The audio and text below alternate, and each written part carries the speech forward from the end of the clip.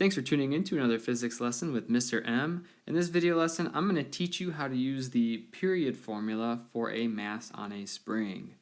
We're specifically going to find the spring constant. So our example here, we have a mass of 500 grams is hung on a spring, causes it to have a period of 1.5 seconds. We want to know what is the spring constant of the spring. So I drew a little picture there, the 500 grams hanging on a spring, and you can imagine that that's going to bounce up and down, and it's going to take 1.5 seconds for it to go from the top to the bottom and back up to the top. That's one full cycle for a mass on a spring. I also listed the equation. T equals 2 pi times the square root of m over k. Our capital T represents the period, our m represents the mass, and the k represents the spring constant. And the spring constant just tells us how strong or weak the spring is. So our first step is to list our knowns and unknowns in this problem. So we know we have a mass of 500 grams. So that's our mass equals 500 grams. However, we need to work in SI units, which is kilograms. So we need to divide that by 1,000 to give us kilograms. So our mass is going to actually equal 0.5 kg. We also know that we have a period of 1.5 seconds. So our period is 1.5 seconds. And we want to find what is the spring constant. So what is that k value going to be? So at this point, we just need to start plugging in our values into the equation.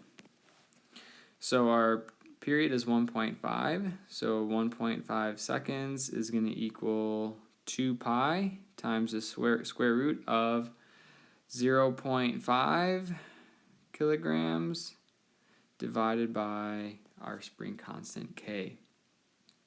So the first thing that we want to do, since this on the right side of the equation, our 2 pi is being multiplied by the square root, we want to divide by 2 pi. That's our first step. And when you divide by 2 pi, make sure you put parentheses around it in your calculator, or else it's going to mess up your order of operations. So 1.5 divided by 2 times pi comes out to be 0.24. So 0.24 is going to equal the square root of 0.5 over k. The next thing that we want to do is get rid of the square root. So in order to get rid of the square root, we have to square both sides, because what you do to one side, you have to do to the other. So 0.24 squared, I'm going to round that to 0.058. is going to equal 0.5 over k. So then to get k, we're going to throw this over 1 and cross multiply. I'm going to continue on the right side over here. So we get 0.058k is equal to 0.5. So we'll divide by 0.058 on both sides.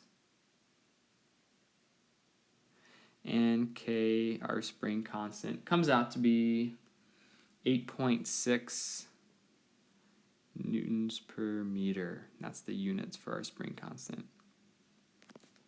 All right, so hopefully this video is helpful for solving your own spring constant problem for a mass on a spring.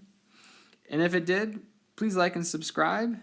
And as always, thanks for tuning in.